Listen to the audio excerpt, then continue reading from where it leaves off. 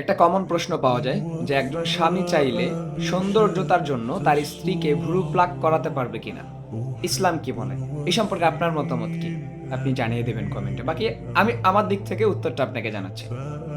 হাদিসের মধ্যে আসছে রাসূলুল্লাহ সাল্লাল্লাহু আলাইহি ওয়াসাল্লাম বলেন যে ভ্রু প্লাক করা এটা হচ্ছে নিষিদ্ধ ইসলামের মধ্যে এবং এটা জায়েজ নেই। তাহলে একটা নিষিদ্ধ কাজকে স্বামী কেন চাইবেন? আপনি আপনার স্বাভাবিক সৌন্দর্যকে বাড়াতে পারেন, ইসলাম এটাতে সমর্থন করে। বাট একটা নিষিদ্ধ কাজ স্বামী চাইবে আর আপনি করে ফেললেন, নিষিদ্ধ কাজ হবে না, এটা জায়েজ নেই। আপনি আপনার কৃত্রিম সৌন্দর্য এটা আপনি বাড়াতে পারবেন না। রাসূল সাল্লাল্লাহু আলাইহি ওয়াসাল্লাম বলছেন তুমি তোমার স্বাভাবিক সৌন্দর্যকে বৃদ্ধি করার জন্য যে পদক্ষেপ গ্রহণ করা দরকার সেটা তুমি নিতে পারো। বাকি তুমি কৃত্রিম সৌন্দর্য বাড়ানোর জন্য কোনো কাজ করতে পারবে না, ইসলাম এটাকে সমর্থন করে না। আর যেখানে একটা নিষিদ্ধ কাজ স্বামী চাইবেন সেখানে স্বামীর কথা মান্য করা আই থিংক জায়েজ হবে না। বিকজ হাদিসের মধ্যে আসছে রাসূল সাল্লাল্লাহু আলাইহি ওয়াসাল্লাম বলেন লা তাআতা লিমাখলুকিন ফি মা'সিয়াতিল খালিক।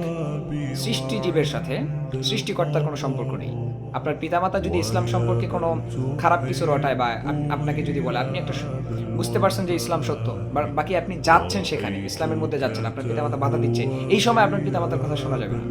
হাদিস দলিল লা তাআতা লিমাখলুকিন ফি মা'সিয়াতিল খালিক। সো সেই দিক থেকে একটা নিষিদ্ধ কাজকে স্বামী চাইবেন আর আপনি করে ফেললেন, এটাকে ইসলাম বৈধতা মনে করে না এবং এটার বৈধতা ইসলাম দেয় না। So be careful.